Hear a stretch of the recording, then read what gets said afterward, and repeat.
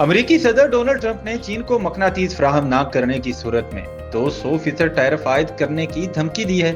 सदर Donald Trump ने सहाफियों से गुफ्तगू करते हुए कहा कि चीन ने अमेरिका को मकनातीस फराहम करना होंगे, बसूरत दीगर हमें उन्हें 200% टैरिफ या कुछ और इस तरह का चार्ज करना पड़ेगा। अमेरिकी सदर का मीडिया से गुफ्तगू में कहना था कि हमारे पास टैरिफ की ताकत मौजूद है, अगर हम 100 या 200% टैरिफ लगा दें तो चीन के साथ कोई कारोबार नहीं होगा, और अगर ऐसा करने की जरूरत पड़ी तो हमें कोई मसला नहीं होगा। अमेरिका ने मजीद कहा कि मकनातीस के मामले पर अमेरिका और चीन दोनों के पास ताकत है, लेकिन अमेरिका के पास ऐसे ऑप्शंस मौजूद हैं जिन्हें इस्तेमाल करने से चीन को भारी नुकसान का सामना करना पड़ सकता है।